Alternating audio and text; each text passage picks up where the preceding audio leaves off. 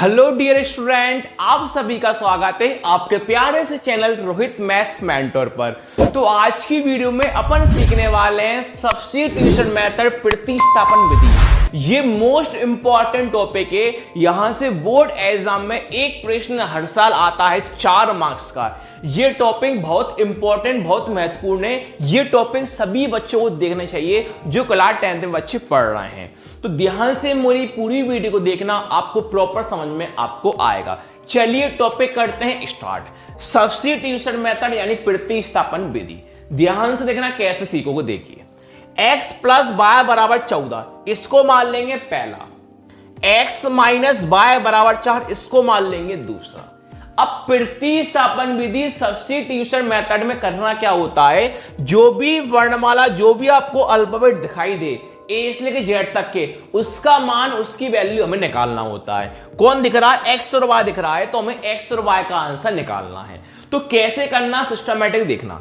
सबसे पहले लेते हैं पहला नंबर, पहले लेंगे पहली समीकरण यानी पहली इक्वेशन लेते हैं।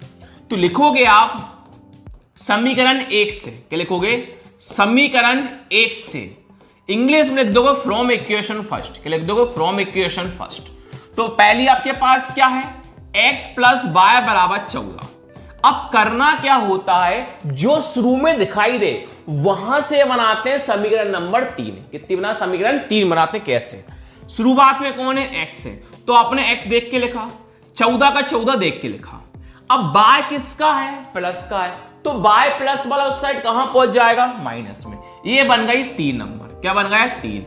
हमेशा एक लेते हैं जो शुरुआत होती है, शुरुआत से जो बीच का नंबर होता है वो कहां पहुंचता है, माइनस प्लस से पहुंच जाता है। शुरुआत से समीकरण आपके पास 3 बन जाती है। जो समीकरण 3 बनती है उसका मान हम रखते हैं समीकरण नंबर 2 में। देखो 1 से हमने बनाई, अब जो बनाई उसको रखेंगे हम 2 में। किस में रखेंगे, 2 में। तो x का मान कहां रखेंगे हम, समीकरण 2 में। लिखोगे समीकरण 2 में, समीकरण 2 में x का मान रखने पर, x का मान रखने पर इंग्लिश में आप लिखोगे putting the value of x in equation second. तो सेकंड समीकरण हमारे पास क्या है, x माइनस वाई बराबर 4, यही तो सेकंड है, इसी में हमें x का मान रखना है। x माइनस वाई बराबर 4 में, x माइनस वाई बराबर 4 में। चलिए रखते हैं मान हम।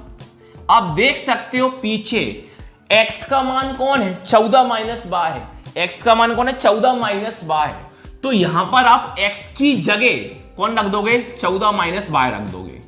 माइनस का माइनस, y का y बराबर 4 का आपके पास कौन है, 4। 14 आपने देख के लिखा।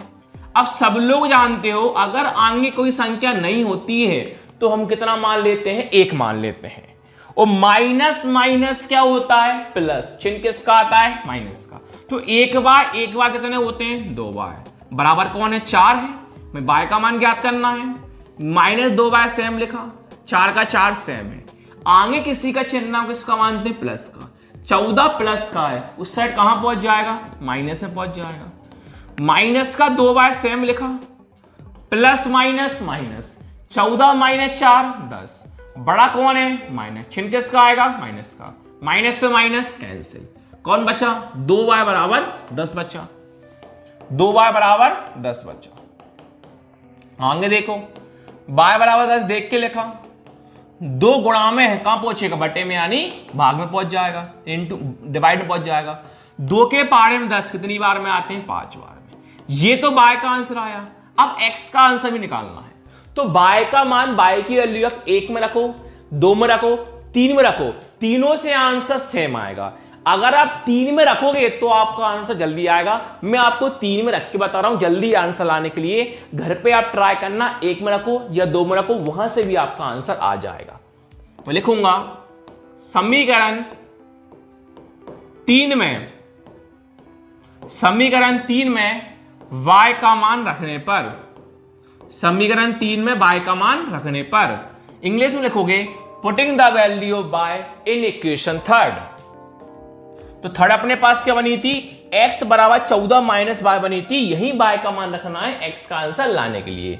x बराबर 14 माइनस वाई। x बराबर 14 माइनस वाई। x सेम लिखा, 14 सेम लिखा, माइनस सेम लिखा। देख सकते हो y का आंसर कौन है 5, तो y की कौन रख दोगे आप 5, तो 14 माइनस 5 कितना हो जाता है 9।